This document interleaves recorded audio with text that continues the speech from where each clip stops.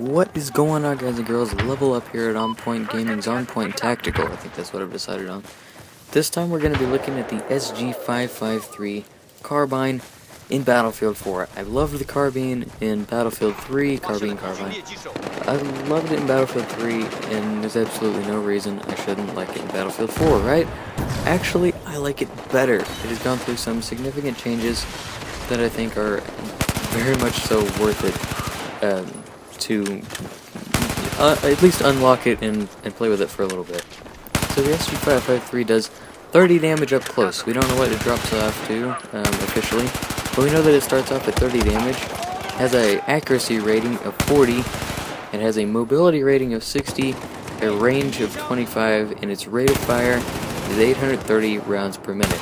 Now, given the fact that this is the 5.56mm NATO round, we're going to go ahead and assume that because in the land of Battlefield it usually is around here, we're going to assume that it is around 600 something meters per second muzzle velocity. And of course we don't know for sure because Simplic hasn't figured it down, and honestly I still don't know how on earth they get that figured out.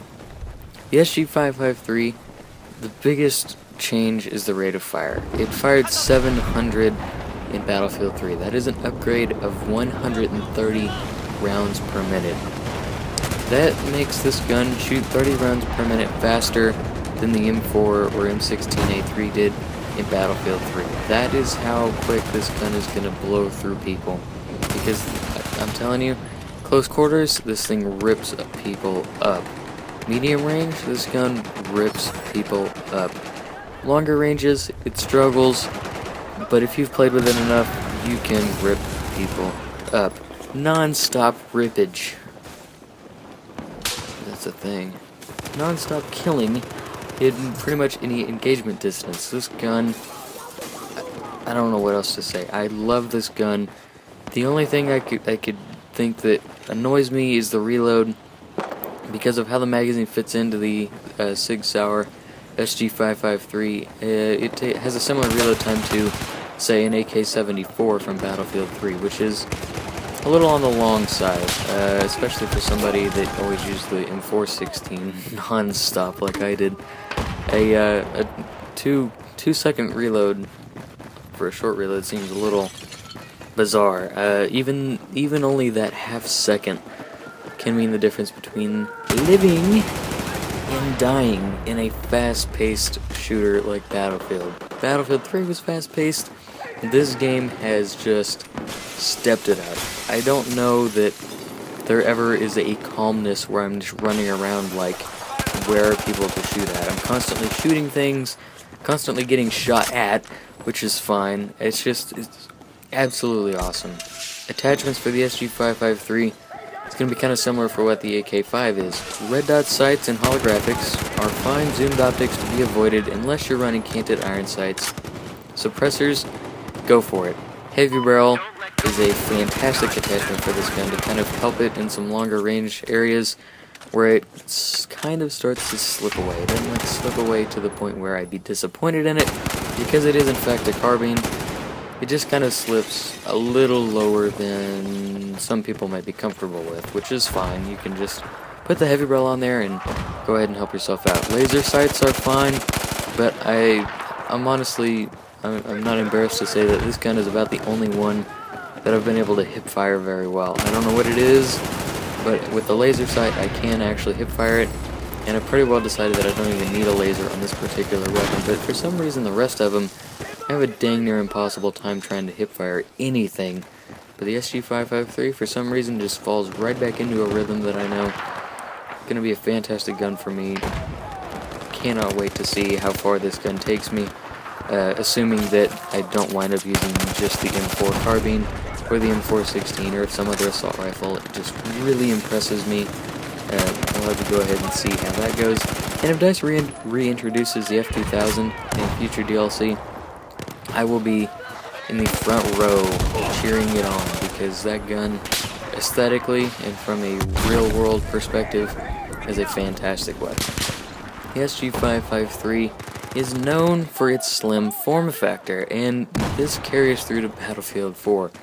Notice how big that red dot sight, how wide that red dot looks on top of the SG553. That's how slim this gun is.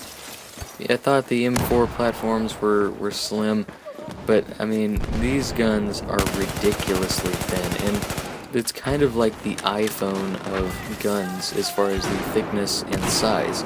It's not the biggest, and it doesn't, you know, it's not the fastest, it's not, definitely not the slowest, and it is probably gonna wind up being like one of the best carbines that there is. I think it is definitely a contender for the competitive tryhard gun. Shoots a little high for some people and reloads a bit slow, but in all honesty, I think that it is a perfect compromise between an M4 and the AEK, which was an insanely popular gun in BF3, but I haven't actually seen it used a whole lot in Battlefield 4. I don't know if that's because people are continuously picking their copy up and using the AK-12 all the time, and that very well could be, but it's really hard to tell at this point. And honestly, I don't really think that any foregrip is necessary. If you want to run a bipod, go for it. If you want to run a stubby vertical grip, go for it, but do not use anything that will work against its accuracy. The accuracy is going to be the one thing that you will want to hold on to, because otherwise that rate of fire is going to get you. So if you can use like the angled foregrip to increase your long range ability to shoot things, that would be an okay attachment to use with this gun, but otherwise I say leave it alone. It's kind of like using an assault rifle in BF3. It wasn't always necessary to use a foregrip because sometimes they just shot that darn accurate out of the box, or you didn't need to harm their long range accuracy. This one you don't need to harm their long range accuracy, because if you do, it's gonna suddenly become a close and medium range gun that you just really can't use in a whole lot of areas of maps, and that's something that we don't want to see, because let's face it, this gun is super cool. EOTech sights look good on it, but it also it just looks odd because of how big it looks on there. I would never even consider putting an ACOG on there because of its rate of fire, but I think one time I'm gonna find like the biggest sight that I can put on there within the normal parameters of the game, and I'm gonna do it just for the heck of it to see how tiny this gun looks underneath of something. I think the PSO 4x sight is gonna take the cake for the biggest combat optic you can put on carbines, but it's still just kind of goofy to see how big the EOTech looks on top of a gun like this. It stays out of the screen too, and while this is something that is highly underappreciated, it's something that makes a bigger impact on things than you might think, because you can see more with it, because it is so little. It's just, I don't know, you have to try it. You need to try it. It just performs fantastically, and I'm sure it will perform well for you too. So, as always, thanks for watching, guys. I'm Level Up here at On Point Gaming's On Point Tactical. On Point Tactical at On Point Gaming Incorporated level. Have a good one, and take it easy, guys.